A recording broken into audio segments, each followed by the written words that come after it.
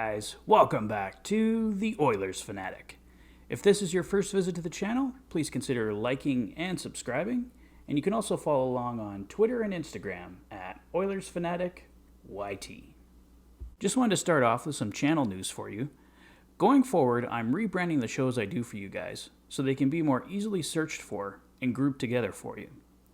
Shows where I cover news items will be called the Oilers Rundown. As we head into the regular season, news items will probably be pretty rare, so I'll likely do a news show once a week, covering the big stories of the week and any rumors that might be floating around. Obviously, if something big happens, I'll be doing a special show to cover it. I'm going to do a report after each game called the Fanatic Rundown, where I give my thoughts on the game. I'll do my best to get this posted as soon as possible after each game, but for some of the late ones, I may end up doing it the next day. And of course, life is unpredictable, right? Some nights, I just won't be able to do it due to other commitments, so my report will be posted the following day. The live stream show will be called The Fanatics. The Fanatics will be a show where we can just discuss the Oilers, and you guys can ask any questions you might have. I'm planning to do those during the first and second intermissions periodically. They won't be every game, but I'll put a notification up on Twitter at Oilers Fanatic YT and in the community section on YouTube to give you a heads up when I'll be doing them. If you guys are interested, I may pick a day each week and do one for an hour or so. Please let me know if that's something you'd be interested in the comments section below. Anyways, guys, thanks for hearing me out. I know this kind of stuff isn't very exciting, but just wanted to keep you informed. Let's continue with the first official episode of the Oilers Rundown, a breakdown of all the latest Edmonton Oilers news and rumors. A win over Calgary last night. Is there anything better? I was really impressed with the way the team came back after a poor start, put them behind 3-0. You hate to see the team fall behind like that.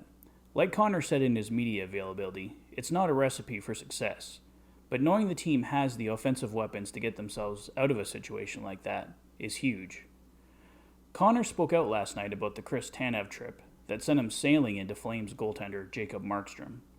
For Oilers fans, it was far too eerily similar to the Mark Giordano play that could have derailed Connor's career, if he wasn't superhuman, of course. It was great to see Connor take charge and defend himself. It was a dangerous play by Tanev that could have hurt both Connor and Markstrom. Thankfully, both are okay, but it's definitely a play that needs to be called a penalty in the future, and ultimately get removed from the game. Staying with Connor McDavid was one of 3 players officially selected to represent Team Canada at the Beijing Olympics. Sidney Crosby and Alex Pietrangelo were also named to the team. I think we all knew it was a given, but still great news to hear. Brendan Perlini, of course, scored again. He's been incredible in the preseason for the Oilers, and he's definitely secured himself a spot on the roster. I think we all know it's unlikely he keeps up this scoring pace in the regular season, but if he can provide some timely scoring, it will be huge for the Oilers' success. We know this team needs more from the bottom 6, and he's someone who looks like he can provide it. Puljujarvi has been another standout for me in camp. I think he's going to have a big year. This is the player we've all wanted to see since he was drafted. Thankfully, all the issues were finally figured out, and the NHL is getting a glimpse of the special player he can be. Last I heard, the plan is to negotiate with Yessi next summer on a new contract. But if he's having a big year, it may be more prudent to try and get something done earlier. Yessi's young, should only get better, and could be the perfect right winger for Connor going forward. We also got confirmation yesterday that Cooper Marody and Seth Griffith cleared waivers and have been assigned to the Bakersfield Condors. I'm glad we didn't lose Marody and still have him to call on if needed. It's too bad he wasn't able to secure a roster spot, but I think we all knew he was a long shot coming into camp. No further roster cuts were announced today. We likely won't hear anything more until after Thursday's game.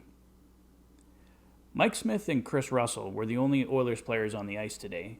They are both expected to be in the lineup on Thursday. Lastly, there is a rumor going around that the Arizona Coyotes have interest in Tyler Benson. I'd be surprised if there wasn't at least 4 or 5 teams with interest.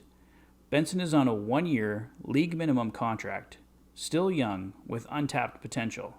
Why wouldn't a team snatch him up for free? My hope is the Oilers can swing a deal for him if he's not going to make the roster. I take back a late draft pick at this point. Anything is better than watching him leave for nothing on the waiver wire. And unfortunately, that's a very real possibility. Thursday and Saturday's games will both be televised on Sportsnet. I, for one, am thrilled to be done with streaming from the Oilers website.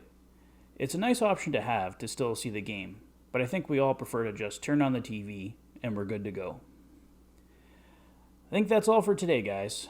I will be back on Thursday night with the first episode of the Fanatic Rundown, and I'll update you in the meantime if any big news items emerge with another episode of the Oilers Rundown.